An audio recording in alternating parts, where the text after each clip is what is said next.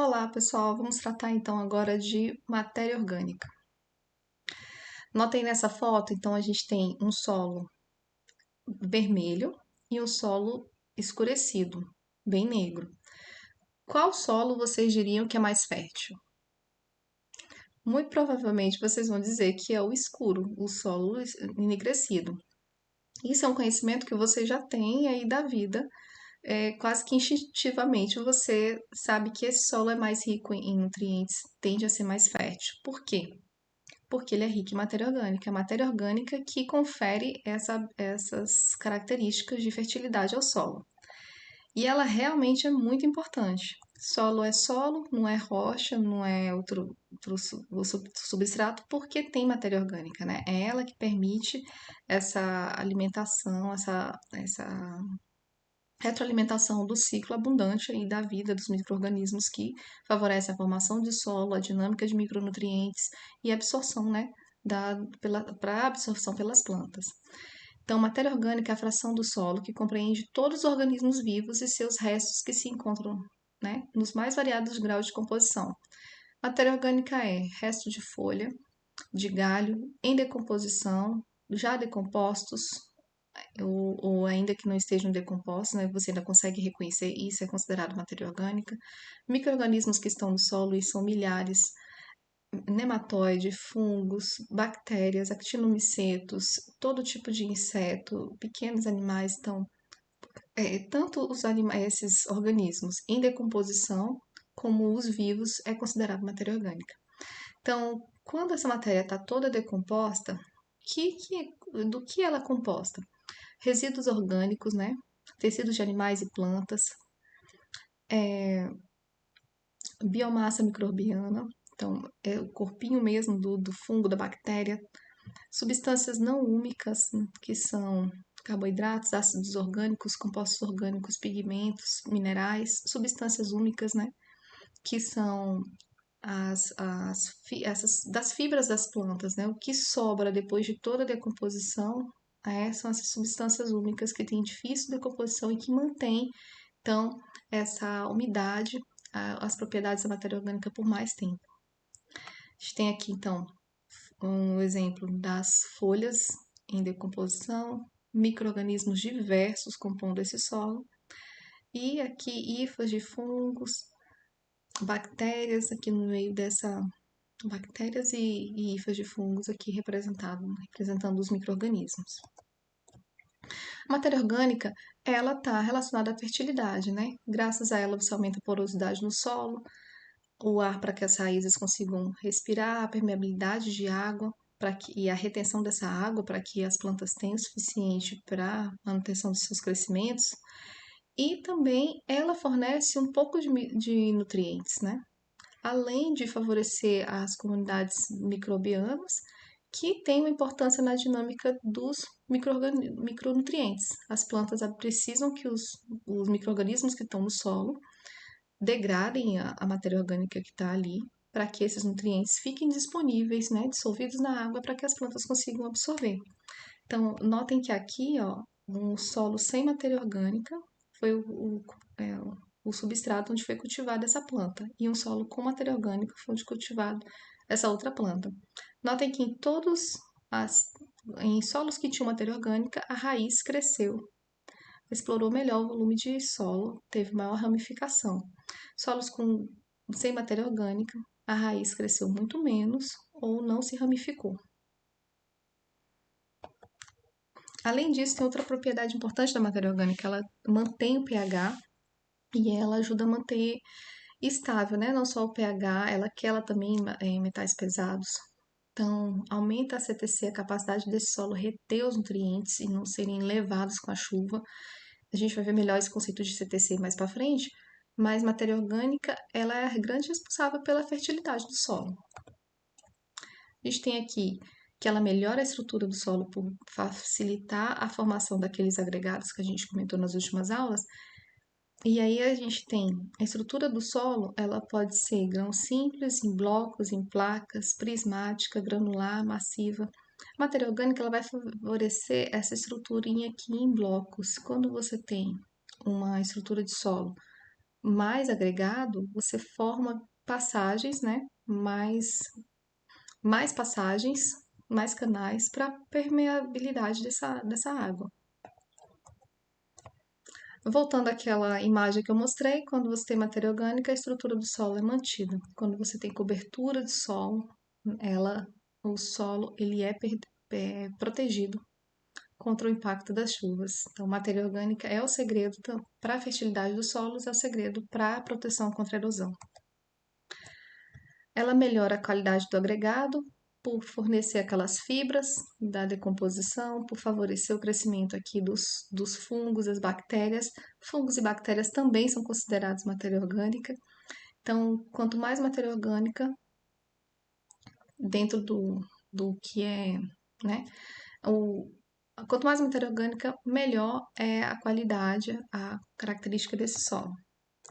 Então, ela tem várias funções, né, vários benefícios. Químicos, a gente pode mencionar o fornecimento de nutrientes, nitrogênio, fósforo e enxofre e micronutrientes. Ela é uma fonte desses nutrientes, né, ainda que em pequenas quantidades.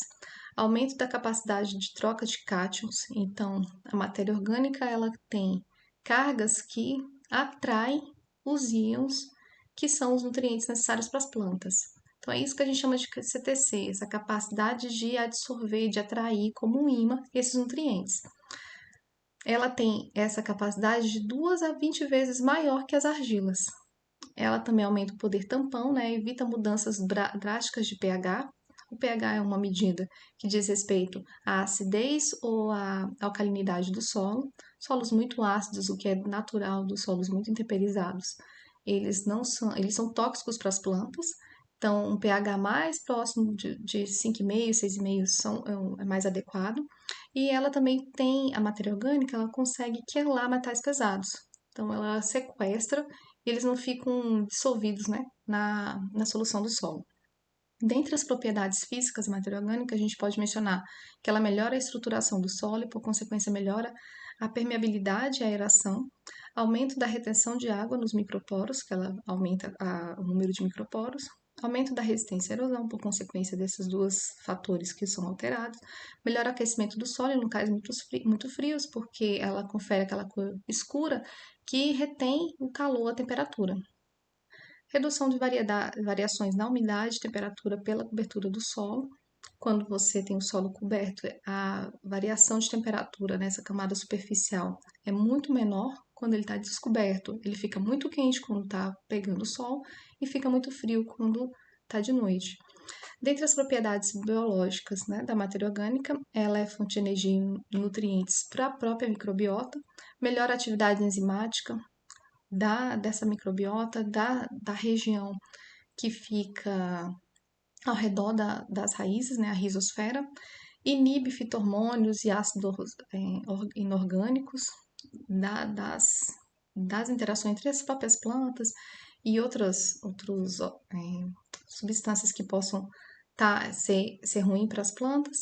A matéria orgânica ela sequestra de alguma maneira e reduz ou elimina doenças de solo, uma vez que você promove a diversidade dessa microbiota, a quantidade, por dar condições dela viver, essa própria microbiota natural do solo, né, nematóides de vida livre, bactérias e fungos que são naturais do solo, não são doenças de planta, eles combatem os fungos e as bactérias que são doenças de planta. Então, a matéria orgânica é o segredo, né, da fertilidade do solo. Então, como melhorar o teor de matéria orgânica nos solos?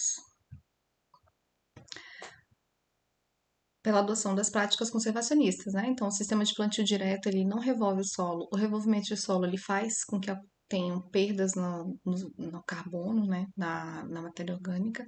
Então, não revolver solo por si só já é uma prática conservacionista que favorece a manutenção dos teores de matéria orgânica.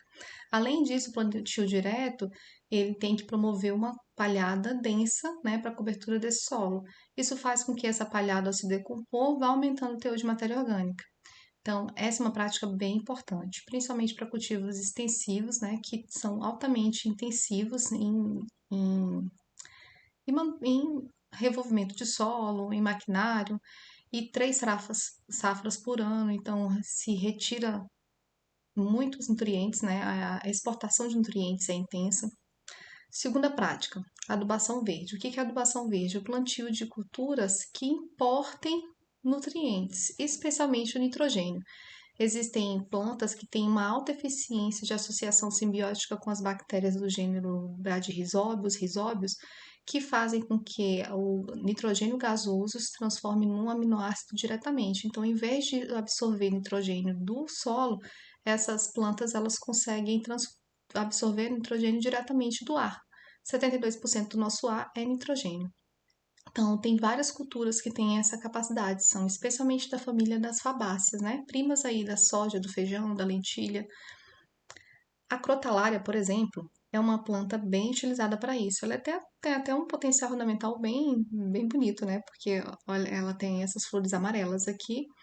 E ela também tem uma função com uma doença de planta que é causada por nematóides, porque ela funciona como uma planta armadilha. O nematóide do gênero Meloidogene ele consegue infectar a planta, mas não consegue completar seu ciclo. Então, assim se consegue também reduzir a infestação desses micro-organismos no solo. A gente tem aqui, ó, eu vou colocar para vocês lá esse livro. Ele é um livro só sobre adubação verde. E dentre as plantas que ele recomenda, eu coloquei aqui só 5, né, mas tem uma lista extensa. Ela consegue importar de 25, nitrogênio fixado por ano, de 40 a 50 quilos por hectare de nitrogênio, capim de galinha, capim pé de galinha. A crotalária consegue importar de 150 a 400 quilos por hectare de nitrogênio por ano. Essa quantidade é 3 vezes que a soja precisa para concluir seu ciclo, né? Então, o plantio de uma planta que é chamada de adubo verde durante um período do ano é muito eficiente para você importar nutrientes, para controle de nematóides, para favorecer a diversidade, né, de micro-organismos.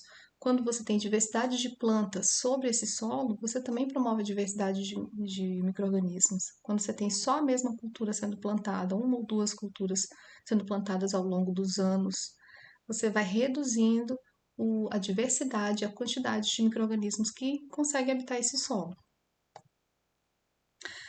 Aqui mostrando o quanto que o solo com crotalária, a palhada da crotalária foi é, incorporada no solo e depois se avaliou o número de nematóides por grama de raiz. Quando você tem solo com essa palhada da crotalária, o número de pratilencos, que é um outro gênero de nematóides, foi de um, um nematóide por grama de raiz, enquanto que no solo natural, sem ter tido passado por isso, né, o solo que estava infestado, foram de 544 unidades desses nematóides. Então, vamos retomar aqui os pontos principais dessa aula. Matéria orgânica são todos os componentes vivos ou mortos no solo, né, folhas, micro-organismos, né, todos esses restos. Ela melhora a qualidade do agregado, melhora a porosidade, a retenção de água e resistência à erosão, melhora o crescimento das raízes por melhorar essas características da porosidade, mas também por fornecer um pouquinho de nutrientes, nitrogênio, fósforo, enxofre, alguns micronutrientes, por manter o pH e ter uma alta capacidade de reter os cátions, né? Uma alta CTC. Ela favorece o crescimento e diversidade dos micro-organismos que favorecem a dinâmica de decomposição dos micronutrientes e a colocar esses nutrientes na solução do solo para que as plantas consigam absorver. As práticas conservacionistas têm o intuito de melhorar os teores de matéria orgânica nos solos, e aí por isso é tão importante conhecer essas práticas e adotar. Obrigada, pessoal. Até a próxima aula.